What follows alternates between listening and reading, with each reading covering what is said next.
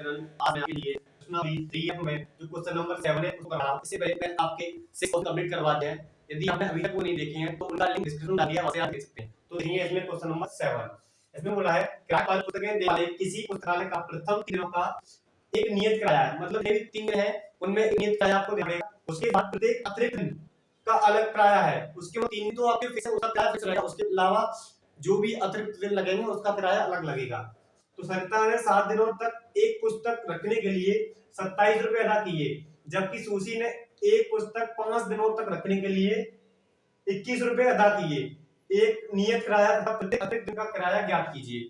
तो देखिए क्या करेंगे। तो हमने समय मान लिया कि मान नियत किराया x रुपए है और प्रत्येक अतिरिक्त दिन का किराया 22 रुपए है। तो जो भी क्वेश्चन बोलता है वो आप सबसे पहले माने। ये क्वेश्चन करने का यही है, आप जो लास्ट में पूछेगा सबसे पहले आप उसी को मान के लेके चले। तो मैंने मान लिया नियत किराया x है और प्रत्येक अतिरिक्त दिन का किराया 22 है। अब जो भी नियत किराया है वो कितने दिनों का है? 3 होगा, क्योंकि उसमें रखा है प्रथम 3 दिनों का किराया कितना है, नियत है।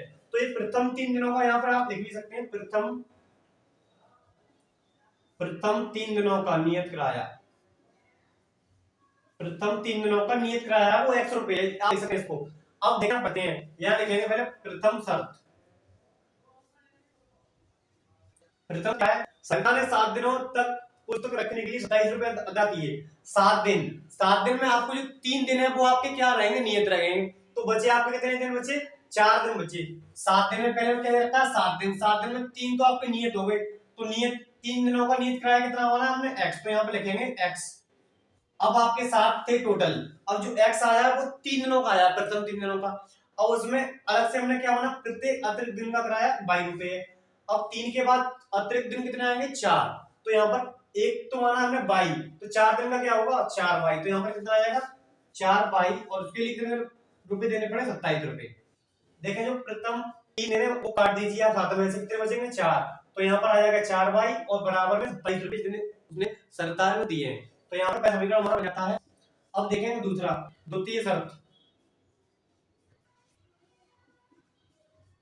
द्वितीय शर्त क्या है? जबकि सुशी ने एक पुस्तक 5 दिन रखने के लिए 21 रुपए अदा किए है। अब यहाँ पर बोल रहा है 5 दिन, तो प्रथम 3 दिन आप निकाल दीजिए इसमें से। तो प्रथम 3 दिन निकालेंगे, x आ गया। अब 3 निकालेंगे कितने बचेंगे? 2। तो यहाँ पर आ जाएगा 2 बाई बराबर 21। समीकरण नंबर बन जाएगा 2। आप जितने भी दिन दे रखे हैं उनमें से अब 3 घटा दें x के लिए, और जो बचेगा उसमें लगा दें यहाँ 4 बाई यहाँ 2 बाई। समीकरण नंबर बन गए 2। 1 और 2 बन गया। अब यहाँ से x का मान निकालना है, x का और y का।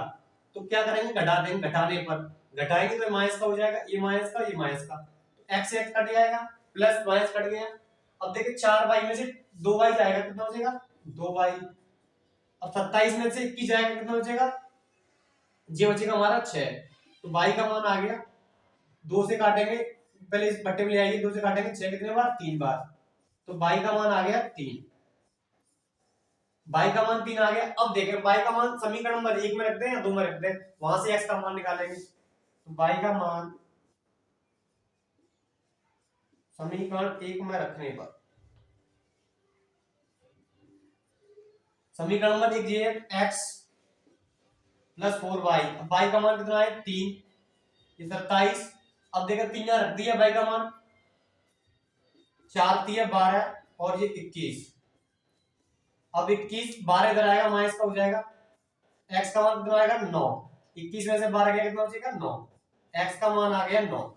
अब देखिए x का मान आ गया, y का मान आ गया। तो लास्ट में लिखेंगे अतः नियत किराया, नियत किराया, नियत किराया क्या माना था हमने? x कितना है? वो 9 रुपए।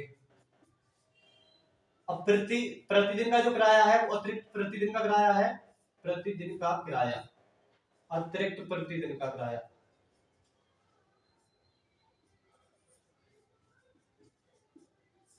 वो हमने कितना माना है? 22। अब 22 का मान आया 3, तो यहाँ पर कितना होगा? 3 रुपए। तो यहाँ से हमें समीकरण नंबर 2 बनाने लिए पहले वहां से आप x y के मान निकालेंगे। अब जो भी हमने माना वो हम लास्ट में लिख देंगे। नियत किराया 9 रुपए और प्रतिदिन का किराया है 3 रुपए। तो इस तरह से हमारा जो पहला क्वेश्चन है वो कंप्लीट होता है। अब देखते हैं नेक्स्ट क्वेश्चन। देखिए यहाँ पर इस क्वेश्चन में, यहाँ पर मैं समीकरण नंबर 1 में लिखा है, यहाँ पर देखो x प्लस 4y। तो यहाँ पर x आ गया है 4 × 3। यहाँ पर हमारा कितना है? 27 है। तो मैंने यहाँ पर आपको 21 लिख दिया, तो यहाँ पर कितना आएगा? 27 आएगा। तो यहाँ पर लिखेंगे 27। अब देखें 12 इधर आएगा, तो 27 में से 12 जाएगा, 27 में से 12 जाएगा तो कितना बचेगा, 15 बचेगा। कितना बचेगा, 15। तो यहाँ पर x का मान 15 हो जाएगा। कितना हो जाएगा, 15। तो यहाँ पर आ जाएगा आपका 15। तो यहाँ पर ये आपकी जो मिस्टेक हो गई थी, 27 की हमने कितना लिख दिया था, 21 लिख दिया था नीचे वाला, पर मैं समीकरण नंबर 1 में रखा है, तो 27 आपका यहाँ रहेगा। अब 27 में से 12 जाएगा तो x का मान 15 आ जाएगा। तो यहाँ पर 15 कर दीजिए, यहाँ पर 3। और कोई मिस्टेक नहीं है, यहाँ पर लिखने में मिस्टेक हुई तो आप उसको ठीक कर लीजिए। अब देखते हैं नेक्स्ट क्वेश्चन।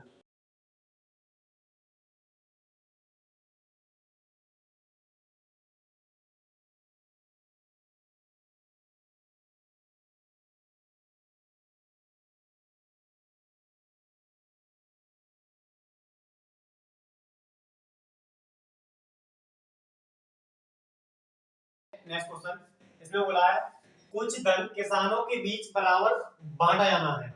यदि 2 किसान कम होते तो प्रत्येक किसान को 50 रुपए अधिक मिलते। इसमें बोला है कुछ धन है वो किसानों में बराबर बांटना है, और बोला है 2 किसान कम होते तो प्रत्येक को 50 रुपए अधिक मिलते। यदि किसानों की संख्या 2 अधिक होती तो प्रत्येक किसान को 30 रुपए कम मिलते। कुल धनराशि और किसानों की संख्या ज्ञात कीजिए। मैंने आपको बताया है ये गोल्डन रूल है, सबसे पहले जो लास्ट में आपको पूछता है वो ही आप सबसे पहले मान लें। तो इसमें क्या पूछा है, कुल धनराशि और किसानों की संख्या बताइए। तो पहले क्या करेंगे आप, कुल धनराशि को और किसानों की संख्या को मान लेंगे। तो यहाँ लिखेंगे माना कुल धनराशि, कुल धनराशि मान लीजिए x है। कितना है, x है। और जो किसानों की संख्या है, किसानों की संख्या वो मान लीजिए 22 है। ठीक है। अब देखें जो धन को कैसे बांटते हैं। मान लीजिए मेरे पास 100 रुपए हैं, ठीक है। यहाँ 100 रुपए मान लीजिए, किसानों की संख्या है 10, तो प्रत्येक व्यक्ति को कितने रुपए मिलेंगे, 10 रुपए मिलेंगे। ये तो आपने डायरेक्टली बता दिया, पर जो नियम है वो कैसे निकलेगा। जैसे मान लिया 100 रुपए हैं और किसान 10 है, तो किसानों की संख्या से जो धनराशि होगी उसमें भाग देते हैं। तो जैसे कि 10 से 100 में भाग देंगे तो 10 आएगा। तो वैसे ही यहाँ पर मैं निकालूंगा, प्रत्येक किसान में धन बांटूंगा तो क्या होगा, धनराशि में जो किसानों की संख्या उससे भाग देते हैं, कहते हैं भाग। तो यहाँ पे लिखेंगे अतः किसानों में बांटा गया धन, बांटा गया धन तो वो आएगा x/22, क्योंकि किसानों की संख्या ऊपर आएगी और धन आएगा नीचे। आप किसानों की संख्या नीचे आएगी और धन आएगा ऊपर, तो x हमारा क्या है, धन है ऊपर और किसानों की संख्या नीचे है। तो ये हमारा किसानों में बांटा गया धन कितना हुआ, x/22। अब ये तो केवल साधारण मतलब सामान्य है। अब इसमें कंडीशन दे रखी है। कंडीशन क्या है, इसमें बोला है यदि 2 किसान अधिक कम होते तो प्रत्येक को 50 रुपए अधिक मिलते। तो यहाँ निकालेंगे जब 2 किसान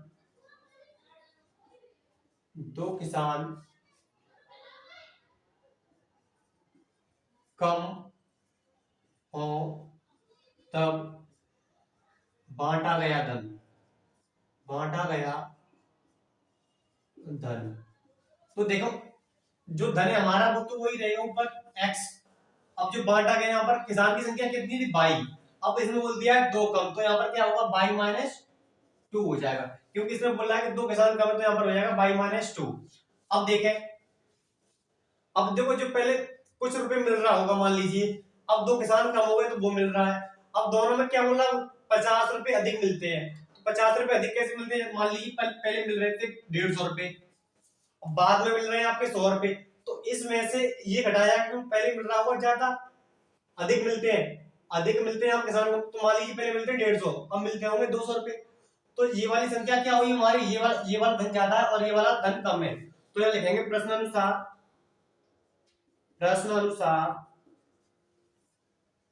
अब देखें ज्यादा वाला धन ये है, कम वाला ये है। क्यों, क्योंकि यहाँ पर 2 किसान कम है, तो सिंपल सी बात है ये वाला धन ज्यादा मिला हुआ है किसान को, और यहाँ पर क्या मिला हुआ कम। तो इसमें से इसको घटाएंगे, तो यहाँ पर x/22 माइनस x/22, ज्यादा में से कम को घटा दिया, क्योंकि यहाँ पर 2 किसान कम है तो प्रत्येक को ज्यादा मिलेगा, दोबारा बता रहा हूँ। और कम वाले को घटा दिया, पर मिलते कितने जाता है, 50 रुपए। तो यहाँ लिखेंगे 50। ठीक है। अब यहाँ पर आपका ये समीकरण बन जाएगा। फर्स्ट आपको समीकरण मान लेना है यहाँ पर डायरेक्टली। ठीक है।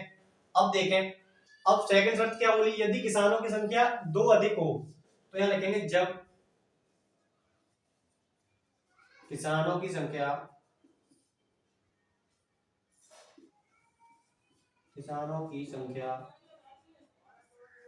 दो अधिक हो तब बांटा गया धन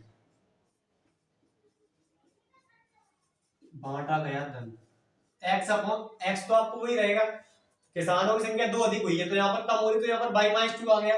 अब यहाँ पर अधिक हुई तो यहाँ पर क्या आएगा बाई प्लस टू।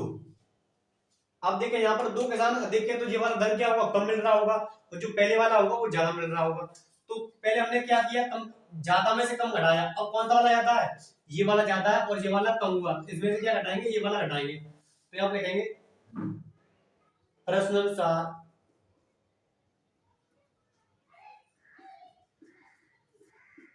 अब ज्यादा कौन सा है, ज्यादा है देखिए ये वाला पहले वाला ज्यादा था, x upon by minus x minus by plus two.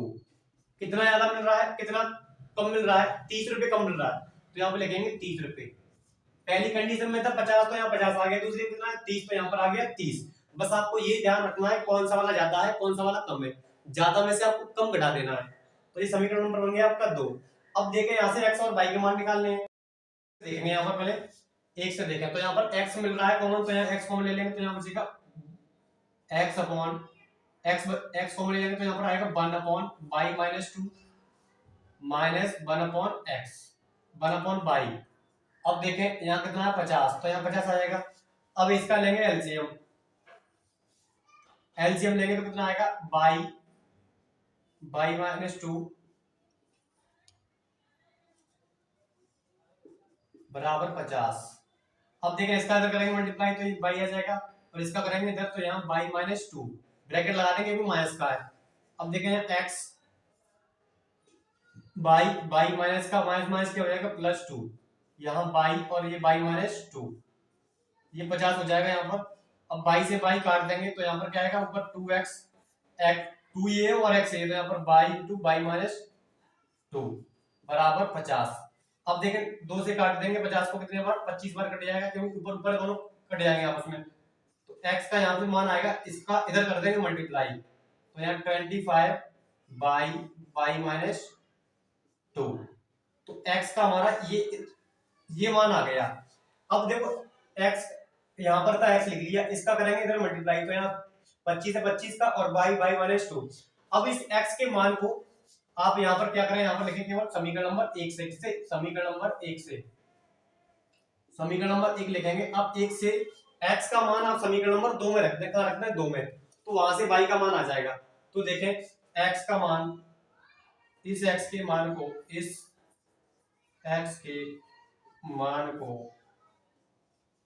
समीकरण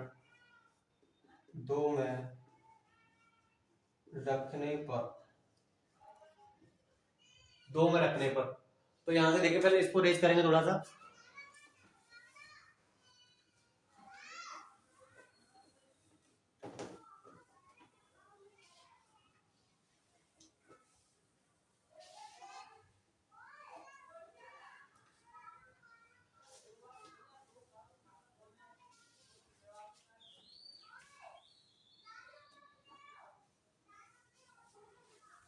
तो देखिए इस x के मान को समीकरण 2 में रखने पर समीकरण नंबर 2 ये लिखा हुआ है। अब देखिए पहले यहाँ से x ले लेंगे कॉमन लेना चाहो तो कॉमन ले सकते हैं, डायरेक्ट लिख सकते हैं। ऊपर कितना है x, अब x का मान कितना है 25 बाई माइनस टू अपॉन ये बाई माइनस ये 25 बाई माइनस टू बट्टे बाई प्लस टू। अब देखें यहाँ पर कितना है 30। अब देखो बाई से बाई ये कट जाएगा, ठीक है। अब बाई से बाई कट गया तो यहाँ पर कितना बचेगा 25 बाई माइनस टू। अब देखें इसका अंदर मल्टीप्लाई करना चाहो तो कर सकते हो, तो 25 जी इसमें से कॉमन ले लेते आप क्या करते कॉमन ले चलो by minus two upon by plus two बराबर कितना है 30। तो आप क्या करें यहाँ पर आपको काटना है बेटर नहीं रहेगा, कॉमन ले लो आप क्या करो कॉमन ले लो। तो यहाँ पर काट तो क्योंकि कॉमन लेने से यहाँ पर आसान रहेगा, आसान वह थोड़ा सा आपका डिफिकल्ट हो सकता है, तो यहाँ पर कॉमन ले लेंगे, कॉमन लेने से क्या होगा, आसान रहेगा ये। तो देखें यहाँ पर 25 बाई माइनस 2 कॉमन लेंगे, तो कॉमन लेंगे तो क्या बचा यहाँ पर 1 अपॉन बाई माइनस, पूरा ये कॉमन ले लिया तो 12 आ गया, तो 1 अपॉन बाई यहाँ पर कितना बचेगा, 1 अपॉन बाई प्लस 2 बराबर कितना है 30। अब देखें 25 बाई माइनस 2, यहाँ ब्रैकेट में लिखेंगे बाई प्लस 2। अब इसका करेंगे तो मल्टीप्लाई बाई प्लस 2, इसका करेंगे माइनस बाई बराबर 30। बाई से बाई कट जाएगा, देखें, और एक बाई से ये भी बाई कट गया हमारा यहाँ पर, तो यहाँ पर कितना आएगा 25 बाई माइनस 2, और यहाँ पर कितना बचा ऊपर 2, तो लिखेंगे नीचे कितना आया बाई प्लस 2 बराबर 30। अब देखें 2 से काटेंगे इसको 15 बार, 5 से काटेंगे 5 बार कट जाएगा, ये 3 बार। देखें जब भी ऊपर गुणा में संख्या होती कटेगा, 2 से काटेंगे 30 15 बार, अब 5 से काटेंगे 5 बार, और 5 से काटेंगे इसको 3 बार। तो देखें अब यहाँ पर कितना बचेगा 5 बाई माइनस 2, इसका करेंगे तो मल्टीप्लाई, तो 3 बाई प्लस 2, ये 3 है, इसका अंदर मल्टीप्लाई करेंगे बाई प्लस 2। अब देखें इसका कर दें अंदर, तो 5 बाई 5 दो बचेगा 3 3 6, देखें 5 इधर आएगा तो माइनस 3 बाई 10 रहेगा, इसका 10 का प्लस 6, अब ये 5 से 3 2 10 से कितना बच 16 का बाई आ गया। अब ये हमारे काफी टाइम आती है, कैसे क्या होगी आपने यहां कौन लेने के बाद एक x का मान डालना, x का मान निकालना, अब यहाँ लेना पड़ेगा, बाद यहां बाई ये बाई जाएगा, फिर आप कैलकुलेट करेंगे 2 से काटेंगे 30 15 बार, फिर 5 से काटेंगे 5 बार, 5 से काटेंगे 3 बार, तो इस तरह से बाई का मान हमारा 8 आ जाएगा। अब देखें जब बाई का मान आ गया तो x का मान निकालना काफी आसान होगा। अब बाई का मान आप यहाँ पर रख दीजिए, समीकरण यहाँ पर रखते हैं, यहाँ पर इसको कुछ मान सकते हैं, समीकरण नंबर 3 मान सकते हैं इसको, समीकरण नंबर 3। तो बाई का मान यहाँ पे लिखेंगे, बाई का मान आपको वो करने के बाद करना, बाई का मान समीकरण नंबर 3 में रखने पर, 3 में रखने पर, तो x ये समीकरण नंबर 3। अब देखें 25 बाई का मान कितना है 8, 8 लिखेंगे गुणा 8 माइनस 2, अब देखें 25 यहाँ 8 हो गया, ये देखो 8 का मल्टीप्लाई कर देंगे 25 में कितना आएगा 200, 8 में से 2 गया कितना बचेगा 6, अब 12 6 का करेंगे 2 में कितना आएगा 1200, x बराबर कितना आ गया 12। तो इस तरह से x का मान 1200 आ गया और y का मान आ गया 8। अब इसमें क्या x हमारा क्या था कुल धनराशि, तो लास्ट में लिखेंगे अतः कुल धनराशि